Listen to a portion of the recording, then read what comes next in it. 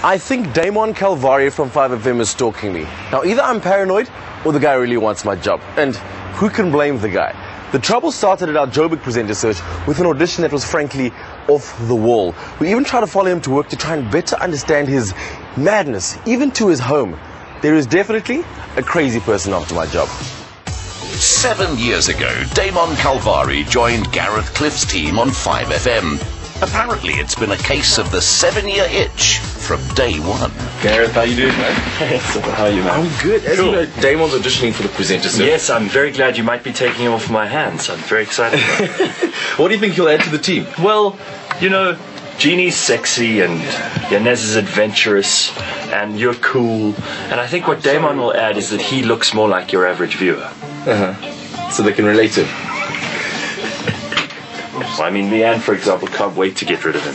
And today it's her birthday. It would be such a nice birthday present if you could take him off her hands. It would be a dream come true. It would feel like my 80th birthday. It would feel really big. You know, if it's going to help decrease her blood pressure, then I'm all for it. Go, Damon. Take him. A former chiropractic student and now radio producer, Damon insists there's only one side to this story, and that's his. Do you think the team's going to miss you? Not at all. Not at all. Not at all. In fact, they'll learn. They'll say to themselves, if only we treated Damon better. Good luck for your audition, mate. I don't need luck. I'm a shoo-in. When Damon heard the words, my top billing dream, he figured that meant interpreting the entire process as he saw fit. Hello. Tell us a bit about yourself. I want to know about Damon Kalvari, because I listen to you in the morning and you're very funny. Yeah. Then you talk like this a bit. From behind that thing. How do you do that thing? What makes that noise? I'm in a little room hidden at the back. And yeah, that's what I do. I'm on the radio show with Gareth in the mornings. And yes, I've been in radio since 1994.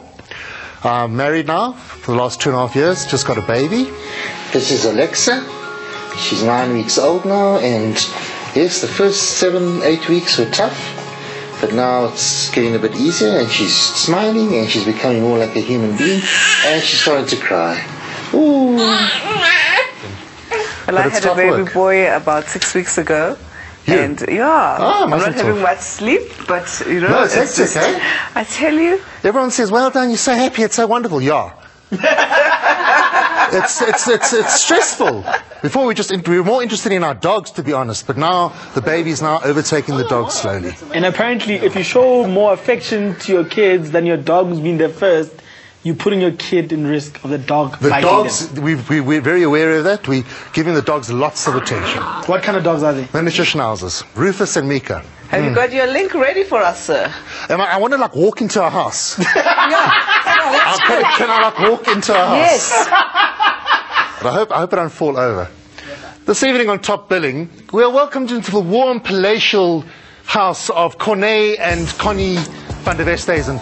As you walk into the house, you're steeped with this feeling of history and tradition, despite the fact that they just tore down the original Herbert Baker house, which is almost 80 years old. In a short while, we're going to talk to their interior decorator, Farnes van der Westhuizen, who will tell us his deep feelings of why he will never ever work with this couple ever again.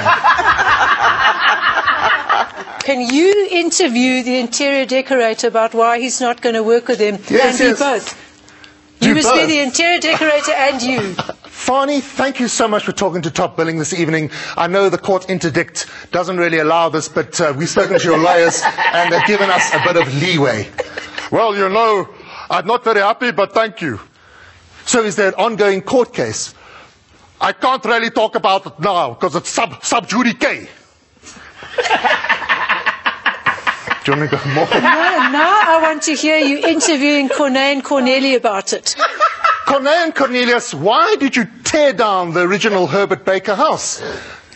Well, we were originally married 10 years ago, but then we got divorced. Then we rekindled our relationship, and we got remarried 2 years ago. We went to start afresh, symbolizing a new beginning in our lives. What's your next move? We've got a big problem with our house in Camps Bay, because all the neighbors will not let us add extra floors because it ruins their view of the sea. So that's our next court case. We're very litigious. You're not going to use that same interior decorator. No, we found another victim. I just made it up, by the way, while I walked. Yes, brilliant. You're a genius.